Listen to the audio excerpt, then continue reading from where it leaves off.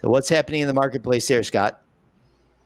Yeah, actually interesting. So new stats should be coming out soon, but April had very interesting market stats, market data, in the sense that it showed a 25% increase in the number of sales in the single family home side and a 10% increase in prices on the single family home side.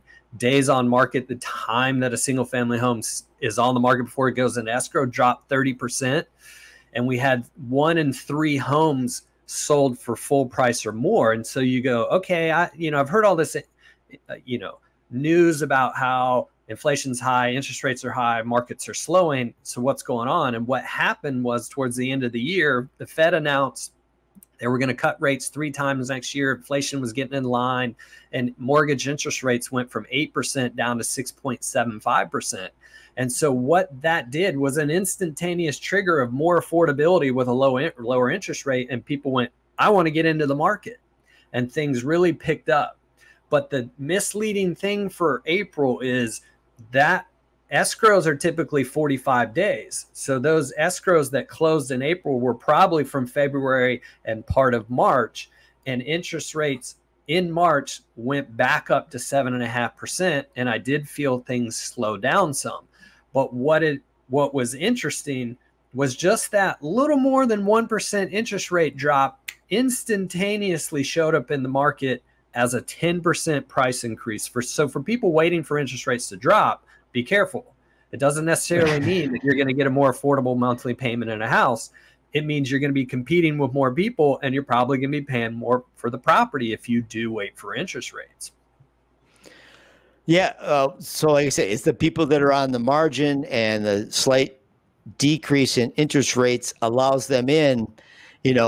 They should go talk to their realtor and their lender, and if they can get in, get in. Yeah. I mean, the reality is that what you're saying? More or less. I mean, the reality is we pretty much hit a bottom in the market last year. Well, when do you want to buy, right? Buy low, sell high. You want to buy at the bottom of the market. It appears that we have hit the bottom. And the question is we all know rates are coming down. The question is when. And when are they going to permanently come down? Well, they temporarily came down. And if you want anecdotal proof of what's going to happen when rates come down, you just got it in those stats. You just got another opportunity because rates went back up to 7.5%, right? And that slowed things. That should naturally slow things down a little bit.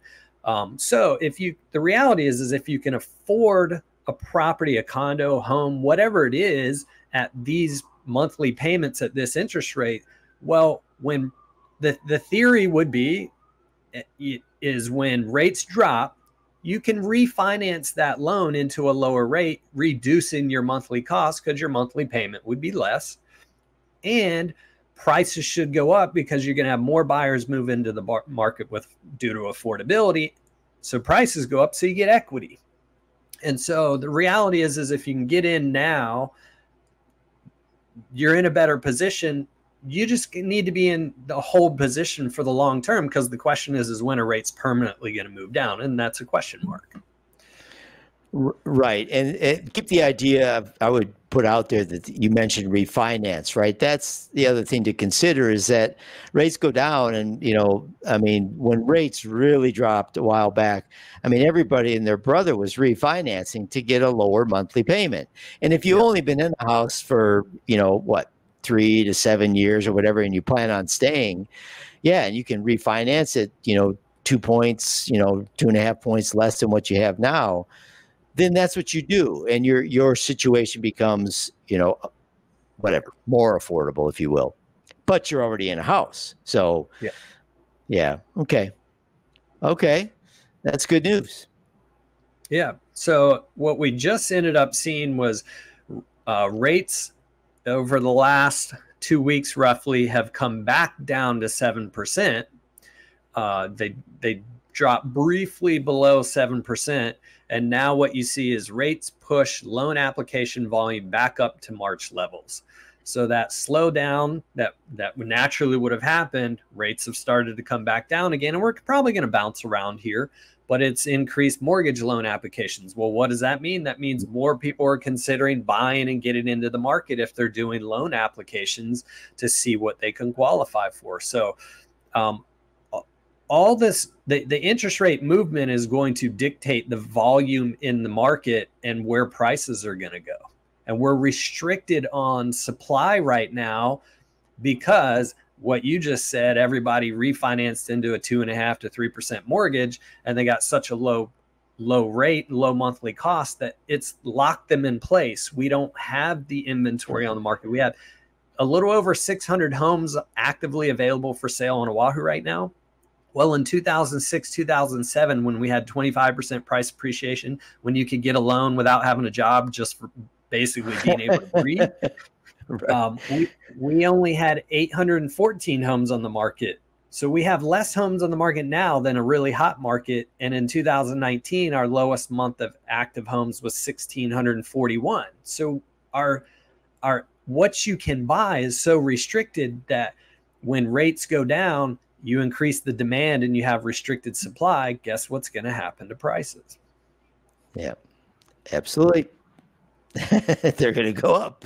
Yeah, nobody needed me to answer that. I mean, that's what happened. So, but I will. You know, back when they basically would give you a loan for not even being, just basically being able to breathe and have a pulse, I couldn't even qualify for that back then. I don't know what my problem is.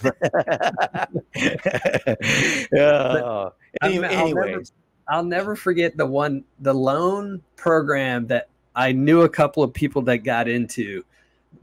They were called negative amortization loans. The only people that normally use negative amortization loans would be developers. So basically how it works is you get a loan, you have an interest payment portion and a principal payment portion, and you can pay a minimum amount. You don't even have to pay the full principal or the full interest payment. You pay a minimum amount, and the rest of what you should have paid goes back into the loan balance, increasing your loan balance, and it recalculates the next month. And why developers use this? Because they want a low carrying cost to reposition that property however they need it. They're in it for a short term, and they're trying to make a profit out of the back end. So you want your carrying costs as low as possible. You don't buy that. You don't use that loan when you're trying to buy a home that you're going to live in for the next 5 years. People were doing that because prices were appreciating at 20% a year. And they're like, I'll just make the monthly minimum because my home's going to be worth so much more next year. And then the bottom fell out. And some of those people got caught. Those were people that ended up foreclosing. Some of them, a lot of them did, foreclosing or loan modifications, whatever it was, if they wanted to keep that house, that was definitely. Yeah. Now, here's the thing. Recently, I've heard some indications that the zero down mortgage may be reappearing, but let's not go into that.